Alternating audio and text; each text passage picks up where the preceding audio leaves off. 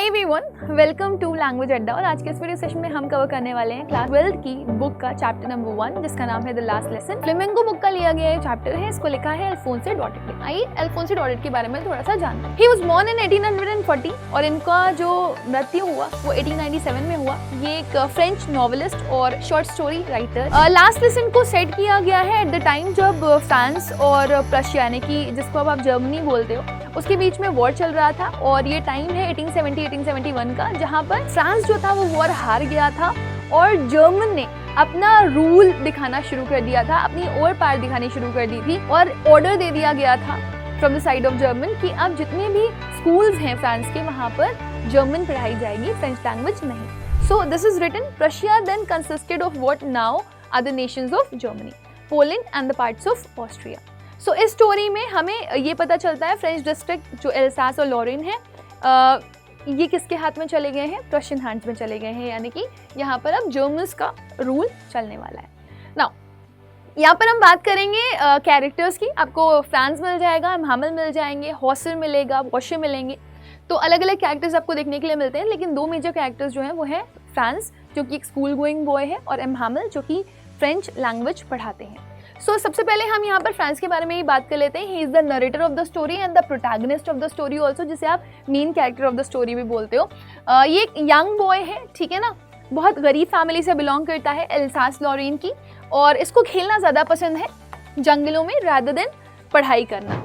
तो इसे या तो रिवर के पास घुमा लो, जंगलों में घुमा लो, लेकिन इससे स्कूल जाना पसंद नहीं, पढ़ाई करना पसंद नहीं है। तो अक्सर ये बंक मारता रहता है।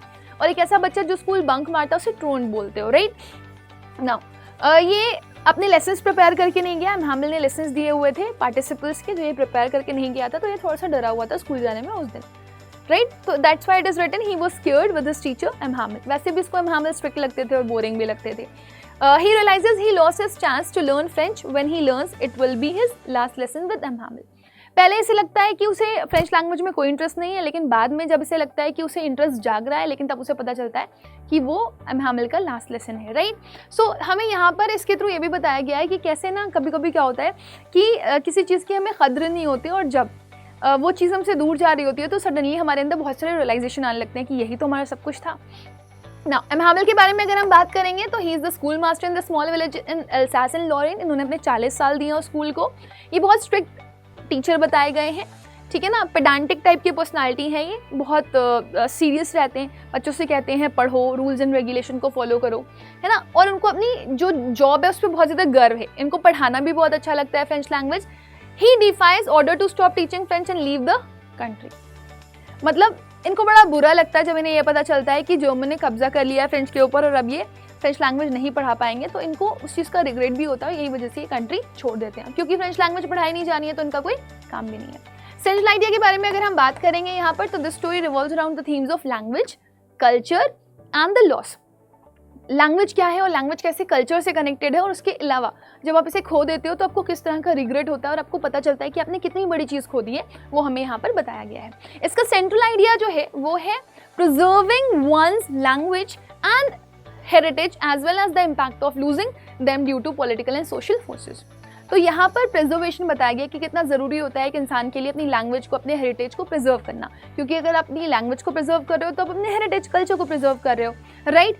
और अगर आप वो खो देते हो तो कितना बड़ा प्रभाव देखने के लिए मिलता है, चाहे वो पॉलिटिकल हो चाहे वो सोशल हो। वहीं अगर आपसे थीम पूछा जाए इसका एग्जाम में तो आप बता दीजिएगा it revolves around the theme of importance of language, culture and impact of war on education. So किस तरीके से लैंग्वेज ज़रूरी है, किस तरीके से हमारा कल्चर ज़रूरी है, और ये भी बताया गया है कि अगर युद्ध होता है तो पढ़ाई पर उसका कैसे इम्पैक्ट पड़ता है। और यहाँ पर हमें देशभक्ति भी बताई गई है। कुछ लोग नॉस्टैल्जिक मूड में दिखाई देंगे कि वो अपने पास्ट को याद कर रहे हैं, स्पेशली हैमल, है ना। और वो जो सबसे मेन पॉइंट है यहाँ पर वो है वैल्यू ऑफ मदर टंग, हमें यहाँ पर हाईलाइट किया गया है। तो स्टोरी की शुरुआत होती है, स्टोरी की शुरुआत होती है यहाँ से, है ना। यहाँ पे लिखा हुआ है I started for school very let that morning and I was in great dread of scolding. Dread of scolding का मतलब होता है डर था। तो उस दिन ये स्कूल के लिए बहुत लेट निकला और इसे बहुत डर था कि ऐसा ना हो कि स्कूल जाए और उसे डांट पिटे, specially because हैमल had said that he would question us on participles. सबसे ज़्यादा डर इसे इस चीज़ का था क्योंकि एम हैमिल जो कि फ्रेंच लैंग्वेज पढ़ाते हैं इसके स्कूल में, उन्होंने कहा था कि हम तुमसे ना एक चैप्टर सुनेंगे, और वो चैप्टर क्या था, पार्टिसिपल। जैसे लैंग्वेज, इंग्लिश लैंग्वेज में पार्टिसिपल एक चैप्टर पढ़ते हो, वैसे ही फ्रेंच लैंग्वेज में भी एक चैप्टर होता है पार्टिसिपल। तो उस चैप्टर को इन्होंने लर्न करने के लिए बोला था। अब इसको लेसन याद नहीं था, उससे डर लग रहा था कि अगर ये स्कूल गया, टीचर ने पूछ लिया तो डांट खाएगा, है ना। And I didn't know the first word about them, और ये कह रहा है मुझे पार्टिसिपल का पी भी नहीं आता, तो मैं उन्हें क्या बताऊंगा, तो मेरे लिए तो ये बहुत डिफिकल्ट है। For a moment I thought of running away and spending the day out of doors. तो कहता है मुझे इतना डर लग रहा था कि अगर एम हैमिल मेरे से पार्टिसिपल्स पूछेंगे और मैं नहीं बता पाया तो इस वजह से उसने सोचा कि कोई बात नहीं, मैं स्कूल से दूर भाग जाता हूँ, स्कूल बंक मार देता हूँ, मैं घर के बाहर ही रहता हूँ, स्कूल के बाहर ही रहता हूँ। It was so warm. अब जब वो बाहर का नज़ारा देखता है तो उसे दिखाई देता है बहुत ब्राइट सा इन्वायरमेंट हो रखा है। अब आपको लगेगा कि यार गर्म मौसम किसको पसंद होता है, वार्म मौसम किसको पसंद होता है, पसंद होता है। ऐसी जगहें जहाँ पर ठंड पड़ती है वहाँ पर गर्म मौसम तो अच्छा ही माना जाता है ना। तो वो कह रहे हैं कि सब कुछ ब्राइट था, सब कुछ वार्म था, कोजी था। अगर बर्ड्स को देखोगे तो दे वर चॉर्पिंग, है ना, वो चूचू चूचू कर रही थी at the edge of the woods, लकड़ियों में या जंगलों में, ऐसे बोल सकते हो आप। तो जनरली ऐसा होता है जब आप किसी भी जंगली एरिया में जाओगे तो वहाँ पर पेड़ पौधे के साथ साथ पक्षी भी बहुत ज़्यादा होते हैं, और जब पक्षी हैं तो आवाज़ें तो करेंगी, तो चहचहाट तो आएगी। And in the open field back of the सॉमिल the Prussian soldiers were drilling.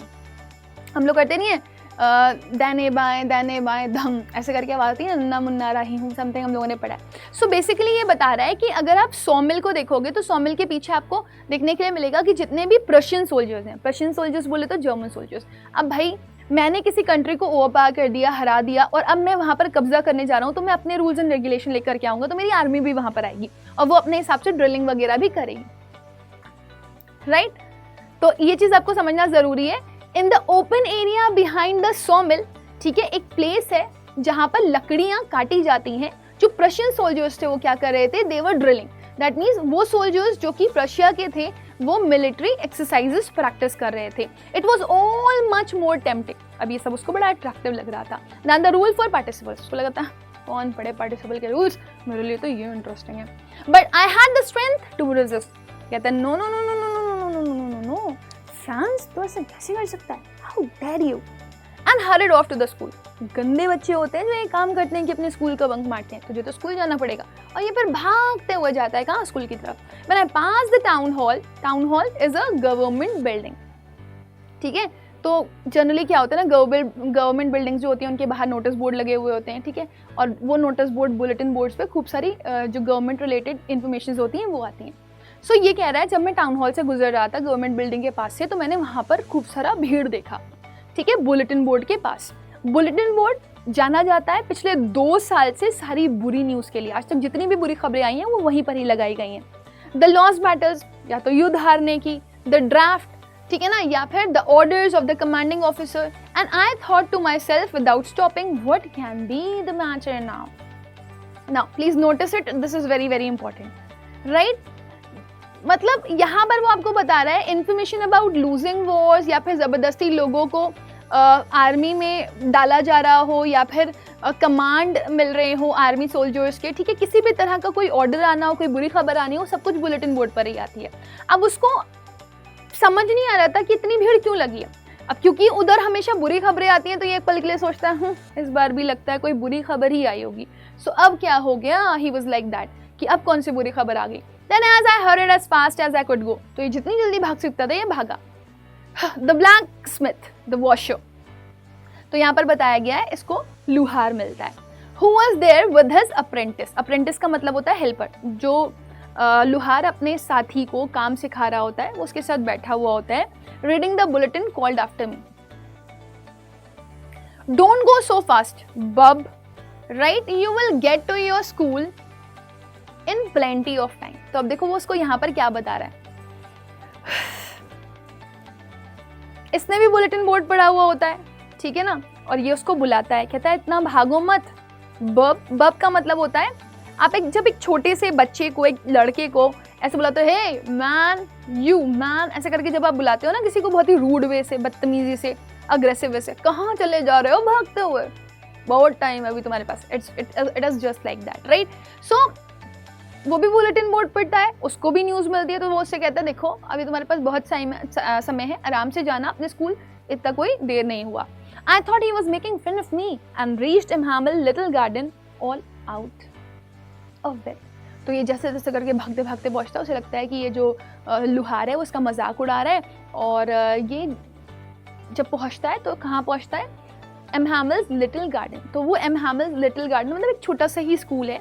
एमहामेल का गार्डन भी उसे ये बोल रहे हैं क्योंकि वहाँ पर एमहामेल ना बहुत सारे फ्लावर्स वगैरह लगा करके रखे हुए हैं और अक्सर अपने जो फ्लावर्स हैं उनको वाटर करते रहते हैं, प्लांट्स को वाटर करते रहते हैं. अब ये जब भागते हुए जाता है वहाँ पर तो ऑब्वियसली इसको हाँ ना हो रहा होता है, मतलब इसकी सांस छूट रही होती है. भागते हो तो हाँफने लगते हो ना वो.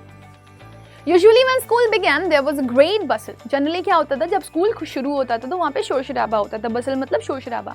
Which could be heard out in the street. जो बाहर तक सुनाई देता था गलियों में. The opening and closing of desk, lessons repeated in unison, very loud, with our hands or our ears to understand better, and the teacher's great ruler rapping on the table. तो अब वो कह रहा है कि जब हमारा स्कूल चलता था ना तो वहाँ पे 3 तरह की आवाज़ें आती थी. एक तो डेस्क के खुलने बंद होने की क्योंकि बच्चे बार बार आ रहे होते थे और बैठ रहे होते थे. दूसरा बच्चे एक साथ छोटा बड़ा छोटी बड़ी, A for apple, B for ball, ऐसे करके वो एक साथ लेसन्स रिपीट कर रहे होते थे.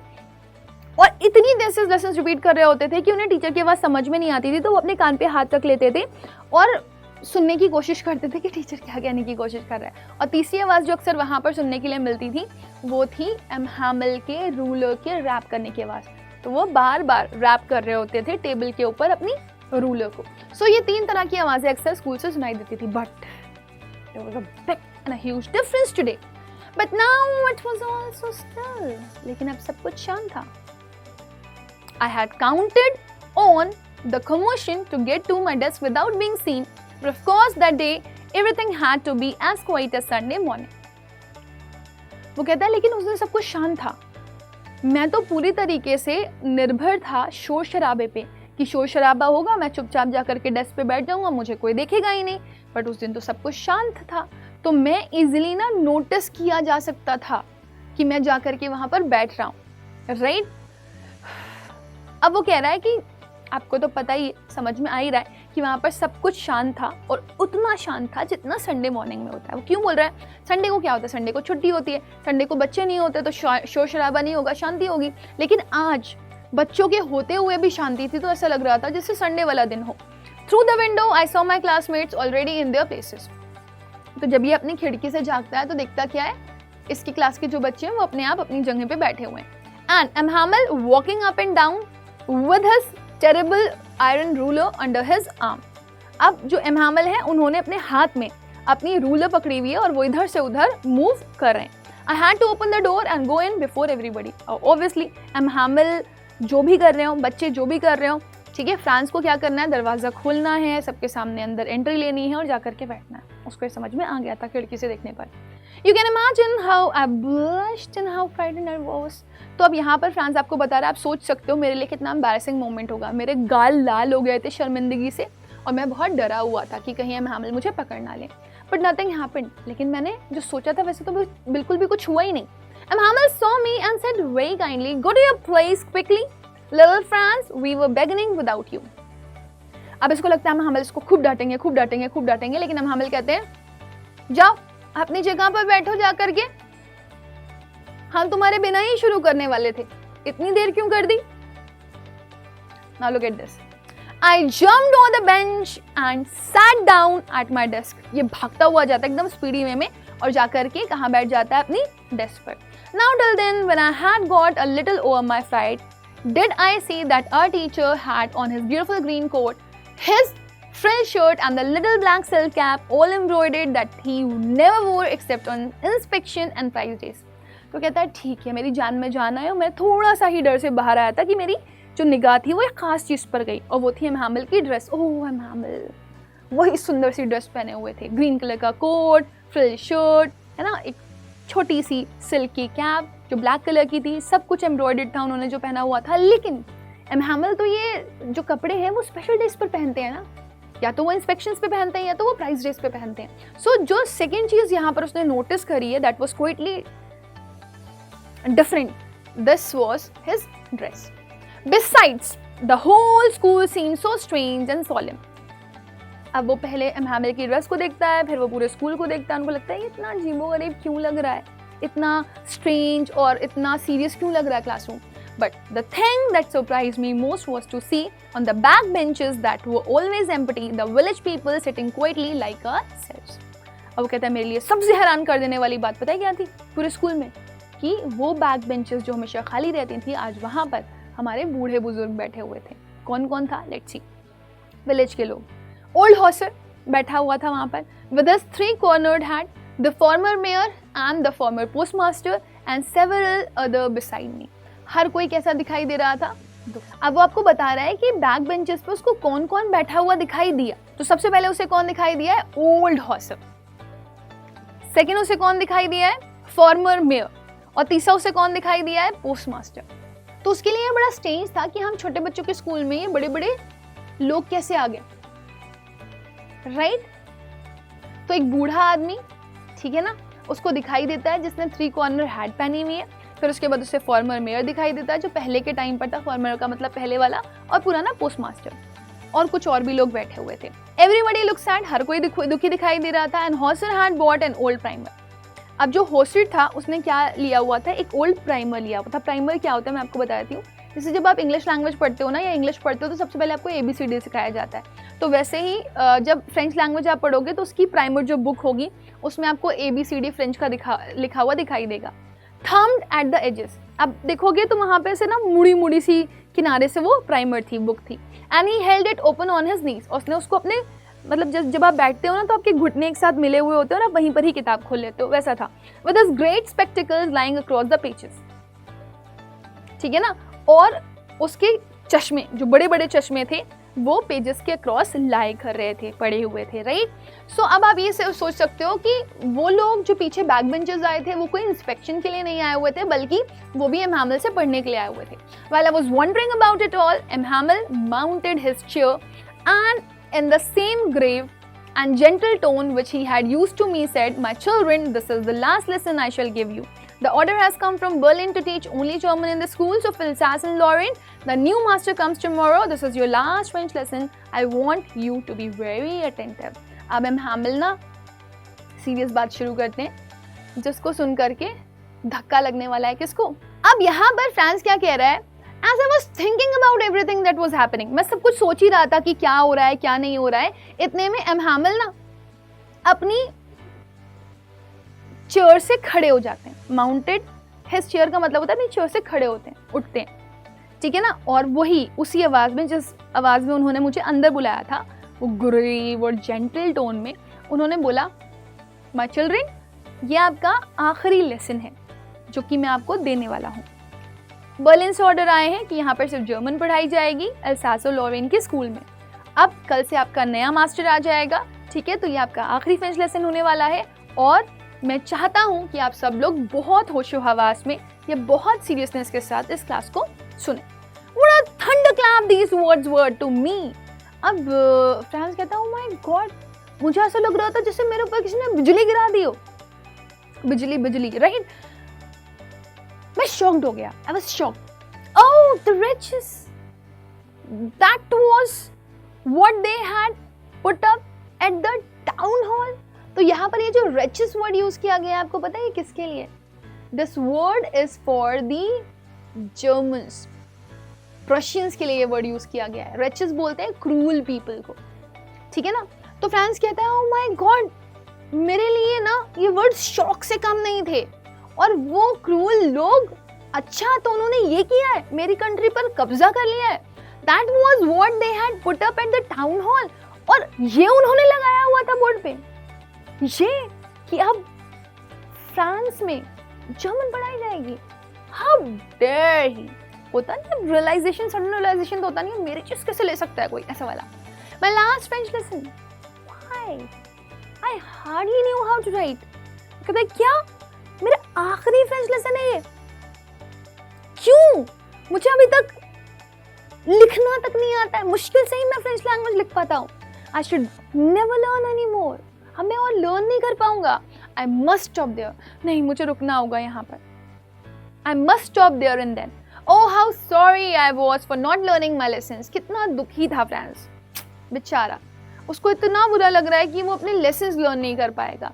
वो seeking bird's egg or going sliding on the Sar. My books that had seemed such a nuisance a while ago, so heavy to carry. My grammar and my history of the saints were old friends now that I couldn't give up. And M. Hamel too. The idea that he was going away, that I should never see him again, made me forget all about his ruler and how cranky he was. अब ना ऐसा लग रहा है जैसे एक पल में इसका सब कुछ इससे बिछड़ गया. अभी कैसा फील कर रहा है? मेरा आखिरी फ्रेंच लेसन ये बोल रहा है. मुझे यकीन नहीं हो रहा कि ये मेरा फाइनल फ्रेंच क्लास है. मुझे मुश्किल से ही फ्रेंच लिखनी आती है. मैं अब और नहीं लिख पाऊंगा या मैं अब और नहीं पढ़ पाऊंगा. मुझे एक और मौका नहीं मिलेगा फ्रेंच लर्न करने का. मुझे गिव अप करना पड़ेगा अभी के अभी. Oh shit, how bad it is. मैं कितना रिग्रेट कर रहा हूँ. Oh how sorry I was. क्यों मैंने ढंग से पढ़ाई नहीं करी?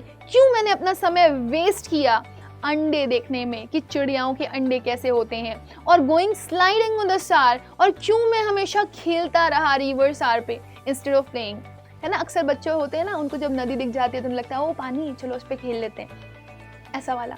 इसको सब कुछ बुरा लग रहा है. इसको लग रहा है my books that had seemed such a nuisance a while ago. वो बुक जिसको बहुत इरिटेटिंग लगती थी, सो हैवी टू कैरी, जिनको वो जब उठाता था ना तो उसे लगता था ओ कितनी बोझ से भरी हुई ये किताबें हैं, कितनी हैवी हैं, कितनी बॉदरसम है. मेरी ग्रामर, मेरी हिस्ट्री ऑफ सेंट्स, कुछ स्पेसिफिक बुक्स के वो नाम ले रहा है. Were old friends now that I couldn't give up. उसको लग रहा है ये उसके पुराने साथी हैं. उसको अचानक से ये प्रेशियस लगने लगी हैं. अब उसको लग रहा है ये बोझ नहीं है, ये तो मेरे पुराने साथी हैं. एंड क्या करूं मैं? मुझे ये सब कुछ छोड़ना पड़ेगा. ओह नो, मैं इनसे कभी नहीं मिल पाऊंगा. कितना बुरा है ये कितनी प्रेशियस हैं, ये मेरी डियर फ्रेंड्स हैं, मैं कैसे इन्हें खो दूं. और अब उसको एम हैमिल के लिए भी ऐसा ही फील हो रहा है. आप देख रहे हो, and M Hamel to the idea that he was going away. Same चीज वो फील कर रहा है एम हैमिल के बारे में. उसको लग रहा है वो एम हैमिल भी हमेशा हमेशा के लिए चले जाएंगे, मैं उनसे कभी नहीं मिल पाऊंगा. ओह, क्या मैं कभी भूल पाऊंगा कि एम हैमिल कितने स्ट्रिक्ट हुआ करते थे, कितने बैड टेम्पर्ड थे वो. मैं ये सब कैसे भूलूंगा? मुझे ये सब कैसे भूला जाएगा? मुझे नहीं पता. Poor man, it was an honor of this last lesson that he had put up on his fine Sunday clothes. कितना बुरा लग रहा है. अब समझ में आ रहा है मुझे कि ये हैमिल जो है ना, इन्होंने क्यों ये ड्रेस पहन रखा है. अब मुझे समझ में आ रहा है. उन्हें बोल रहे बेचारे हैमिल, उन्होंने ये ऑनर में पहना हुआ है, रिस्पेक्ट में पहना हुआ है, क्योंकि वो अपने देश को बहुत प्यार करते हैं. इस वजह से उन्होंने वो फाइन संडे क्लोथ्स पहन रखे हैं. And now I understood why the old man of the village was sitting there in the back of the room. अब मुझे समझ में आ रहा है ये हमारे यहाँ के ओल्ड विलेजेस आकर के पीछे बैक बेंच पे क्यों बैठे हुए हैं. It was because they were sorry too that they had not gone to school more. अब मुझे समझ में आ रहा है कि मेरी तरह ये लोग भी रिग्रेट कर रहे हैं कि इन्हें कभी पढ़ाई करने की कोशिश क्यों नहीं करी, ये स्कूल क्यों नहीं आए. It was their way of thanking our master for his 40 years of faithful service and of showing their respect for the country that was theirs no more. ये उनका तरीका था, ये उनका तरीका था मास्टर को थैंक करने का. 40 साल एम हैमिल ने स्कूल को दिए. इस फेथफुल सर्विस के लिए वो थैंक करने आए हैं, वो शो करने आए हैं अपनी रिस्पेक्ट कि एम हैमिल कितने महान इंसान हैं. ठीक है ना, वो शो करने आए हैं रिस्पेक्ट अपनी कंट्री को, जिस कंट्री ने उन्हें सब कुछ दिया. वो कंट्री जो अब उनकी नहीं है. While I was thinking all of this, I heard my name called. अब वो ये सारी चीज़ें दिमाग में उसके चलने का घूम रहा है उसका दिमाग. अचानक से उसको उसका नाम सुनाई देता है. It was my turn to recite. अब मेरी बारी थी, मुझे पढ़ना था. What would I not have given to be able to say that? Dreadful. A rule for the participle, although very loud and clear, and without one mistake. But I got mixed up on the first word and stood there holding on to my desk, my heart beating and not daring to look up. अब M हैमिल जब इससे सवाल कर रहे हैं, ठीक है, तो ये घबरा रहा है. ठीक है, जब वो ये सारी चीजें सोच रहा होता है, उसका नाम बुलाया जाता है. अब उसका समय था जब उससे पार्टिसिपल रिसाइट करने के लिए बोला गया था. What would I not have given? वो सोचता है कि काश मैंने कुछ किया होता, है ना, काश कुछ मैंने अच्छे से पढ़ा होता ताकि मैं रिसाइट कर पाता ग्रामर के रूल प्रॉपर्ली. मैंने कभी ढंग से पढ़ा ही नहीं. आज मेरा मन कर रहा है कि मैं क्यों ढंग से अच्छे से लेसन डिसाइड नहीं कर सकता, क्लियर और लाउड वॉइस में, बिना किसी गलती के। जब मैं बोलने चला तो मेरे साथ क्या हुआ, एवरीथिंग मिक्स्ड अप, राइट। जैसे ही उसने मुंह खोला उससे गलतियां शुरू हो गई, उसने स्टार्टिंग में ही गलती करना शुरू कर दी। वो खड़ा हुआ था स्टिल, ठीक है ना, अपनी जो सीट थी उसको टाइटली पकड़े हुए। उसका दिल जोर जोर से धड़क रहा था और उसकी ऊपर देखने की हिम्मत नहीं थी, क्योंकि वो शर्मिंदा था कि उसने अपनी लैंग्वेज को सीरियस नहीं लिया है। I heard Mhamel say to me, I won't scold you, little Franz. अब वो नीचे देख रहा है, उसकी आंखें ऊपर नहीं है, नजरें ऊपर नहीं है, लेकिन फिर भी वो सुन रहा है Mhamel क्या कह रहे हैं। Mhamel कह रहे हैं, मैं तुम्हें डांटूंगा नहीं, छोटे France, you must feel bad enough. तुम खुद ही बुरा फील कर रहे होगे। See how it is, देखो कैसा होता है। Every day we have said to ourselves, I have plenty of time. हर दिन हम अपने आप से कहते हैं, हाँ बहुत समय, कल पढ़ लूंगा, procrastination. I'll learn it tomorrow, कल कल कल, and you should know that कल कभी नहीं आता. And now see where we have come out. और अब देखो क्या हुआ, हम कहाँ आ गए, कल आने वाला ही नहीं है, अब फ्रेंच लैंग्वेज ही नहीं पढ़ाई जाएगी। That's the great trouble with Alsace. She puts off learning till tomorrow. Now these things are very, very weird. Now those fellows out there will have the right to say to you, how was it? You pretend to be Frenchmen and yet you can neither speak nor write your own language, but you are not the worst, poor little fans. We have all a great deal to reproach ourselves with. अब Mhamel देखो, वैसे तो उन्होंने उसको कुछ भी नहीं बोला बुरा भला, लेकिन वो उसे रिग्रेट करवा रहे हैं।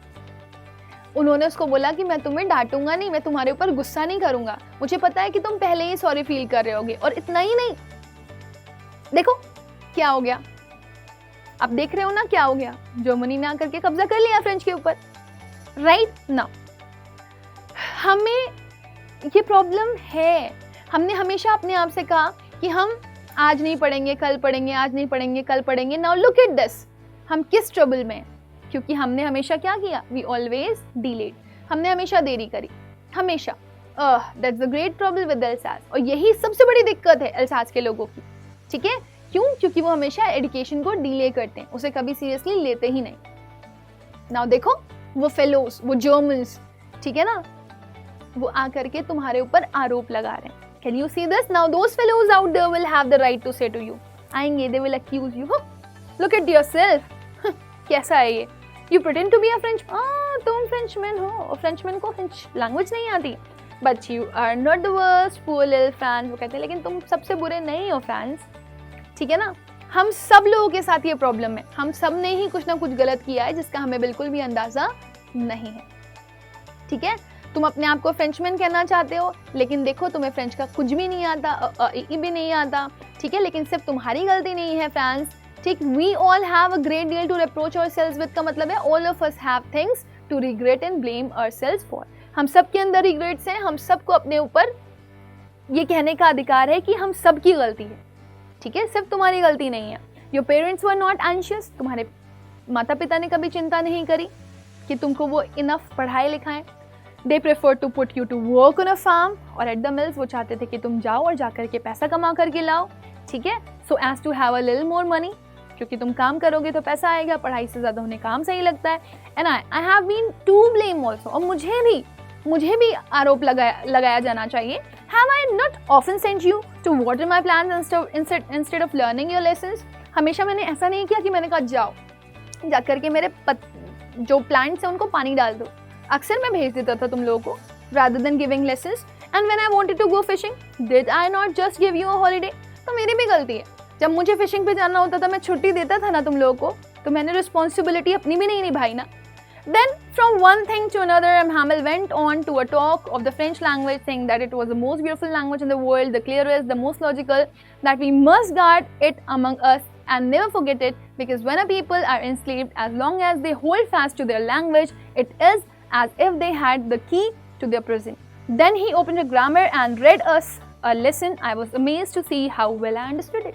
अब देखो Mhamel एक के बाद चीज़ें उनको बता रहे हैं, वो गलतियाँ डाल रहे हैं, वो कह रहे हैं अकेले फ्रांस जैसे बच्चे जिम्मेदार नहीं हैं, पेरेंट्स भी होते हैं और मैं खुद भी जिम्मेदार हूँ, ठीक है ना। और फिर उन्होंने बहुत सारी चीज़ें उन लोगों को बताई और फिर उन्होंने बोला कि चलो फ्रेंच लैंग्वेज के बारे में बात करते हैं। उन्होंने कहा कि फ्रेंच लैंग्वेज दुनिया की सबसे खूबसूरत लैंग्वेज है, दुनिया की सबसे प्यारी लैंग्वेज है, वो सबसे क्लियरेस्ट लैंग्वेज है, सबसे लॉजिकल लैंग्वेज है। अब होता ही है, यहाँ पर आप ना शॉविनिज्म देखोगे लैंग्वेज के लिए, कि जब हम अपनी चीज़ों की बुढ़होगी कर रहे होते हैं, क्योंकि होता है अपनी चीज़ों से सबको प्यार होता है, और जब उनके सामने से वो चीज़ जा रही होती है तो उन्हें लगता है वो सबसे प्यारी और सबसे अच्छी थी, राइट।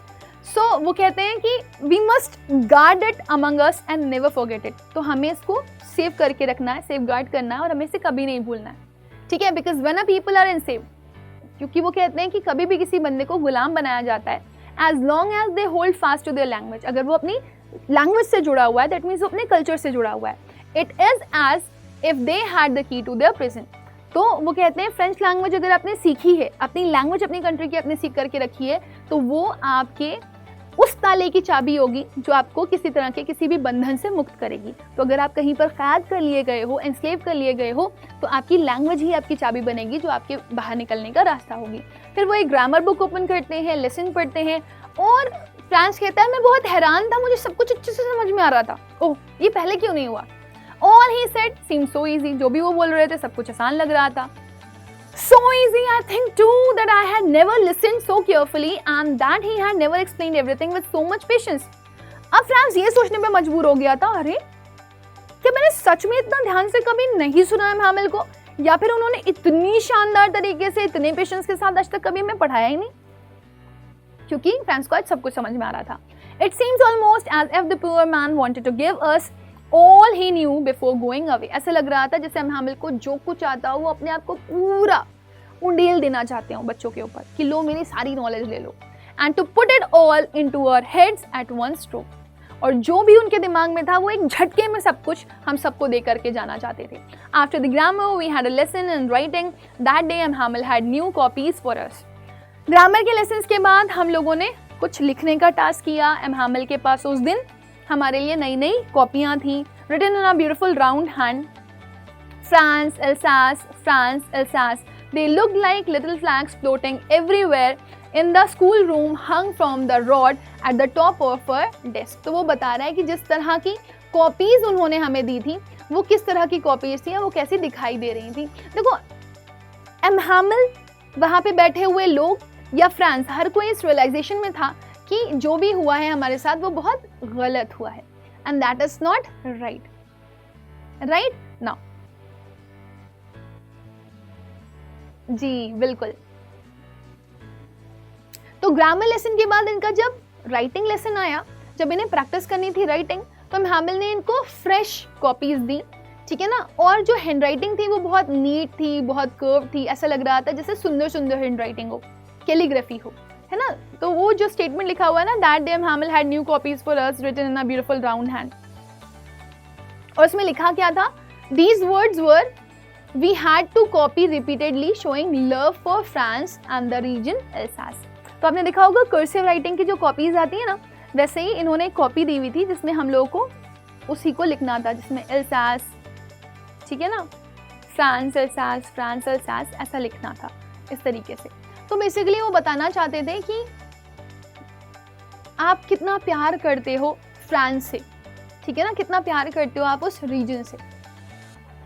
ओके, सो कह रहा है they look like little flags floating everywhere. Look at this. They look like little flags floating everywhere in the school room, hung from the rod at the top of her desk. तो कह रहा है जो writing sheets थी ना, ऐसे लग रही थी जैसे छोटे छोटे फ्रेंच फ्लैग हो, ठीक है ना, पूरे क्लासरूम में वो फैल गए थे हमारे क्लासरूम में, क्योंकि हर सीट पर वो कॉपीज थी। और ऐसा लग रहा था जैसे पेपर को प्लेस कर दिया गया है या क्लिप कर दिया गया है रॉड से, ठीक है ना, और वो अटैच है डेस्क के साथ। तो अब सोचो ना आप, ऐसे ये डेस्क के ऊपर कॉपी खुली हुई है, ऐसे लग रहा है एल्सास और फ्रांस के छोटे छोटे झंडे लटक रहे हैं, प्यार दिखा रहा है अपना वो। You ought to have seen how everyone set to work and how quiet it was. The only sound was the scratching of pens over paper. Once some beetle flew in, but nobody paid attention to them, not even the littlest one, who worked right on the tracing the fish hooks as if that was French too. On the roof the pigeons cooed very low, and I thought to myself, will they make them sing in German, even the pigeons? तो अब यहाँ पर आप देख सकते हो कि सब लोग अपने अपने काम में इन्वॉल्व थे. You should have seen कि सब लोग सीरियसली अपना काम कर रहे थे. Everybody was so serious. Classroom पूरा शांत था. सिर्फ इकलौती साउंड अगर कोई सुनाई दे रही थी तो वो साउंड थी पेपर के ऊपर पेन से लिखने की, और कोई साउंड नहीं सुनाई दे रही थी. और एक बार ऐसा हुआ भी कि कुछ इंसेक्ट्स, बीटल्स यहाँ पे बताए जा रहे हैं. अंदर आप देख सकते हो ये बीटल है, ठीक है ना. ये अंदर आए भी तो किसी ने इतना ध्यान नहीं दिया, है ना. कोई डिस्ट्रैक्ट नहीं हुआ, मतलब इतना सीरियसली सब पढ़ाई कर रहे थे. इवन वो यहाँ पर बता रहे हैं जो यंगेस्ट स्टूडेंट्स थे ना, वो भी फोकस थे, वो भी प्रैक्टिस कर रहे थे अपनी writing. Letter shape like fish hooks. फिर वो बता रहे हैं as if writing those letter was as important as learning the language itself. मतलब जो लोग एल्सास और फ्रेंच फैंस बना रहे थे उसके ऊपर, कॉपी के ऊपर, उनके लिए उतना ही इम्पोर्टेंट था ये लिखना जितना इम्पोर्टेंट उनके लिए ये लैंग्वेज थी. अब यहाँ पर वो कुछ और भी बता रहे. रुको रुको रुको रुको. On the roof the pigeon could very low. जो बर्ड्स थी रूफ टॉप के ऊपर वो भी थोड़ी थोड़ी सी साउंड कर रही थी, और वो अपने आप में ये सोच रहा था. बहुत मतलब यहाँ पर एक सैड और आयरोनिक थॉट दिया गया है कि क्या नेचर इनको भी फोर्स करेगा to change because of German. मतलब आप इमेजिन कर सकते हो ना कि लोगों को तो क्या ओवर रूल किया जा सकता है, ओवर पार किया जा सकता है, क्या जानवरों को भी ओवर पार कर लिया जाएगा? क्या इतना पावर है उनके अंदर कि नेचर इन्हें भी चेंज होने के ऊपर मजबूर कर देगा? Whenever I looked up from my writing, I saw him Hamel sitting motionless in his chair and gazing first at the one thing, then at the another, as if he wanted to fix in his mind just how everything looked in that little schoolroom. Fancy, for 40 years he had been there in the same place with his garden outside the window and his class in front of him. तो कह रहा है जब भी मतलब मैं लिख रहा था, लेकिन जब भी मैं अपनी नज़रें उठाता था तो मैं हैमल को देखता था, वो बिल्कुल स्टिल बैठे हुए थे, कोई मूवमेंट नहीं कर रहे थे. उनकी चेयर के ऊपर बैठे हुए, कभी वो एक चीज़ को देखते हैं, कभी वो दूसरी चीज़ को देखते हैं, फिर ऐसे ऐसे करके वो सारी चीज़ें देख रहे थे. ऑफ कोर्स क्यों ना देखें, उन्होंने 40 साल दिए थे इस जगह को, और ये वो जगह है अब जिस जगह को वो दोबारा नहीं देखने वाले हैं, ठीक है ना. तो कभी वो आप देख सकते हो 40 years he had been there in the same place. 40 साल से वो यहीं पर ही हैं उनके गार्डन के साथ, वो जो बाहर उनका गार्डन है, ठीक है ना, जो विंडो के बाहर दिखाई देता है, और उनकी क्लास उनके सामने. तो उन्हें कैसा फील हो रहा होगा ये कोई भी रियलाइज़ कर सकता है. भाई हम ही हैं, हम 4 दिन भी कहीं पर रह जाते हैं तो हमारा उसके साथ कनेक्शन बिल्ड हो जाता है. For 40 years he had been there in the same place with his garden outside the window and his classroom in front, just like that. बिल्कुल ऐसे ही जैसे वो हमेशा से थी. Only the desk and the benches had been worn smooth. The walnut trees in the garden were taller, and the hop vine that he had planted himself twined about the windows to the roof. बस वो बता रहा है कि changes क्या हुए हैं. जब वो आए थे तो जो बेंचेस थी वो इतनी ज़्यादा घिसी नहीं थी. जब बेंचेस घिस जाती हैं तो वो ज़्यादा स्मूथ हो जाती हैं. जो उन्होंने अखरोट के पेड़ लगाए हुए थे वो बड़े बड़े हो गए थे, और जो हॉप वाइन उन्होंने लगाई हुई थी खुद से, ठीक है ना, वो विंडोज़ के रूफ के ऊपर चली गई थी. सो वो ये बताना चाहता है कि कुछ चेंजेस हुए, कुछ बदलाव हुए, लेकिन सब कुछ तो सेम ही था ना. How it must have broken his heart to leave it all. कितना बुरा होगा, कितना टूटा हुआ वो महसूस कर रहे होंगे इसको छोड़ते हुए. Poor man, to hear his sisters moving about in the room above packing their trunks. वो फिर से उनको बोलता है कि मुझे बहुत बुरा लग रहा है हैमल के लिए. अब क्योंकि वो नीचे क्लासरूम में हैं, क्लास ले रहे हैं, और ऊपर उनकी जो बहन है वो उनके कपड़े वपड़े पैक कर रही हैं, सारा सामान पैक कर रही हैं. तो हैमल के लिए फ्रांस बहुत बुरा फील कर रहा है, क्योंकि हैमल तो चले जाएंगे, फ्रांस को शायद वहीं रहना है किसी के डोमिनेंस पे. But he had the courage to hear every lesson to the very last. लेकिन यहाँ पर भी उनके अंदर इतनी हिम्मत थी कि वो हर एक लेसन को आखिरी तक सुन सकते थे. After the writing we had a lesson in history and then the babies chanted their ba be bi bo bu. Right. तो वो बता रहे हैं कि जब राइटिंग खत्म हो गई तो सबने हिस्ट्री का लेसन लिया. उसके बाद जो भी बच्चे थे उन्हें ब ब बी बी, जैसे अ ई पढ़ते हैं ना हम लोग, वैसे ही ब ब बी बी बू बू पढ़ना था इनको. Down there at the back of the room old Hauser had put on his spectacles and holding his primer in both hands spelled the letters with them. You could see that too was crying. His voice trembled with emotions and it was so funny to hear him that we all wanted to laugh and cry. How well I remember it, the last lesson, all at once the church clock struck 12, then the Angelus. अब यहाँ पर आपको बताया जा रहा है कि देखो हमारा माहौल क्या था वो तो हमने बता दिया, लेकिन down there at the back of the room, पीछे जो ओल्ड हॉस्टल था ना, ठीक है, had put on his spectacles, उसने अपने चश्मे लगाए, ठीक है ना, और अपने हाथों में उसने प्राइमर बुक पकड़ी और उसने पढ़ना शुरू किया लेटर्स, ठीक है ना। आप देख सकते हो कि वो रो रहा था, उसकी आवाज़ कपकपा रही थी क्योंकि वो बहुत इमोशनल हो गया था। आपको इमोशनली पढ़ रहा होता है रो रो करके तो हंसी भी आ रही होती है लेकिन बुरा भी लग रहा होता है। तो माहौल थोड़ा सा ऐसा हो गया था क्लासरूम का कि दोनों चीज़ें साथ में चल रही थी, लोगों को समझ में नहीं आ रहा था कि वो हंसें या रोएं, दोनों एक साथ चल रहा था। अब फ्रांस कहता है कि मुझे सब कुछ कितना अच्छे से याद है, वो लास्ट लेसन, वो आखिरी लेसन। फिर उसके बाद क्या होता है, चर्च 12 बजे आती है, ठीक है ना, एंड दैट एंजल्स, सब कुछ खत्म, all the time is about to end. At the same moment, the trumpets of the Prussians returning from drill sounded under our windows. M. Hamel stood up, very pale in his chair. I never saw him look so tall, my friend said. But something choked him. He could not go on. अब यहाँ पर दिखाया जा रहा है कि M हैमिल का क्या हाल हो रखा हुआ है। हॉसर रो रहा था, उसकी आवाज़ चूक कर रही थी, ठीक है ना, वो उसकी फीलिंग्स के साथ जब वो पढ़ रहा था तो अजीबोगरीब लग रहा था सुनने में। तो वहाँ जो क्लासरूम की फीलिंग थी वो मिक्स थी, लेकिन जो भी सब कुछ रिमेंबर है वो सब कुछ यहाँ पर बता रहा है फ्रेंड्स आपको, क्योंकि वही नरेटर ऑफ द स्टोरी है। तो आपको बता रहा है that final French class stayed in my memory for ever, वो हमेशा हमेशा के लिए उसके दिमाग में बस गई, ठीक है ना। और चर्च ने कितना बजाया, 12, ठीक है ना। और यहाँ पे बताया जा रहा है देन द एंजल्स, इसका मतलब है traditional Catholic prayer said 3 times a day, often marked by the ringing of the bell at noon। तो वो इन लोगों ने करी, है ना। जनरली ऐसा होता है ना, हम लोग भी प्रेयर्स करते हैं, तो वैसे ही 12 बजे इन लोगों ने प्रेयर्स करी। और उसी समय किसकी ट्रम्पेट्स, किसकी आवाज़ सुनाई दी, प्रशियन सोल्जर्स की, क्योंकि वो ड्रिल से वापस आ रहे थे। So exactly at same time German soldiers musical signals were coming, ठीक है ना, वो वापस आ रहे थे अपनी मिलिट्री एक्सरसाइजेज से। और जो ट्रम्पेट नॉइस थी वो आराम से सुनी जा सकती थी स्कूल के बाहर विंडो में। एम हैमिल खड़े हुए, उनका चेहरा पूरा उतरा हुआ था जब वो अपनी चेयर से खड़े हो रहे थे। तो फ्रांस कह रहा है मैंने आज तक उनको कभी ऐसा नहीं देखा। जब वो खड़े हो रहे थे तो वो बहुत टॉल थे, मतलब उनको अपनी लैंग्वेज पर बहुत प्राउड हो, गर्व से ऊपर खड़े हुए थे। वो कुछ कहना चाह रहे थे, my friends said he I but something choked him, उनका गला भरा हुआ था, वो बहुत इमोशनल थे और बोलना तो बहुत कुछ चाहते थे लेकिन वो कुछ बोल नहीं पाए। Then he turn to the black board, took a piece of chalk and bearing on with all his hand and with all his might he wrote as large as it could with left hands। तो हमें हैमिल से क्योंकि कुछ बोला नहीं जा रहा था, वो बहुत इमोशनल हो रखे थे, तो वो बोर्ड की तरफ पलटते हैं, ठीक है, पीस ऑफ चॉक उठाते हैं और उससे कुछ लिखना शुरू कर देते हैं और जितना बड़ा लिख सकते हैं वो लिखना चाहते हैं। उन्होंने लिखा होता है vive la France which means long live France. Then he stopped and leaned his head against the wall, फिर वो रुक जाते हैं और अपना जो बॉडी है वो लीन कर देते हैं दीवार की तरफ, ऐसे जैसे वो बहुत हताश हो। विदाउट अ वर्ड, वो कुछ नहीं बोलते। He made a gesture to us with his hand, school is dismissed, you may go. फिर वो अपने हाथ से एक जेस्चर देते हैं कि स्कूल खत्म हो गया है, आप जाओ। तो हैमिल को दिखाया जा रहा है that he was so sad at that day. So इसी के साथ माय डियर स्टूडेंट ये आपकी जो स्टोरी है वो खत्म हो जाती है, बट कुछ इंपॉर्टेंट क्वेश्चंस है जो आपको ध्यान रखने हैं।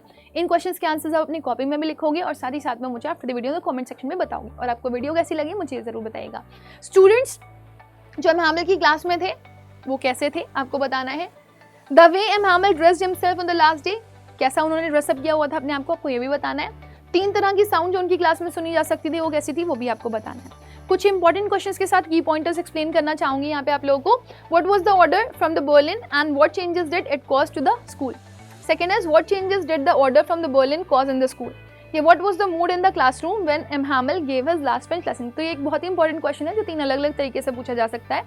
तो आपको पता है क्लासरूम का हाल क्या हो रखा था, ऑर्डर आए थे बर्लिन से, ठीक है, कि अब जो फ्रांस के स्कूल हैं एल्सास और लॉरेन के, वहाँ पर जर्मन लैंग्वेज पढ़ाई जाएगी, ठीक है ना। सब कुछ बहुत अजीबोगरीब लग रहा था, वहाँ पर बहुत साइलेंट था माहौल, कोई शोर शराबा नहीं था।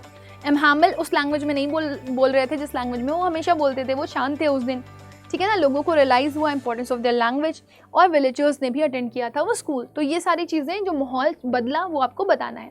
फिर उसके बाद what did M Hamel wear on the last day, why did M Hamel put on his special dress, या how had the teacher dressed on the day of the last lesson ये भी आपको बताना पड़ेगा। तो वही green coat, frill shirt, little silk cap, all embroidered, ये सब आपको मेंशन करना पड़ेगा। और ये ड्रेस वो इंस्पेक्शन डेज पर ही पहनते थे, ये भी आपको मेंशन करना पड़ेगा। So with this my dear student we have come to the end of the session. I hope कि आपको सेशन अच्छा लगा होगा। अपना फीडबैक ज़रूर दे करके जाइएगा, इस वीडियो को शेयर ज़रूर करिएगा ताकि हर एक बच्चा इस वीडियो को ज़रूर देखे और अपने एग्जाम्स के लिए वो प्रिपेयर हो पाए। Thank you.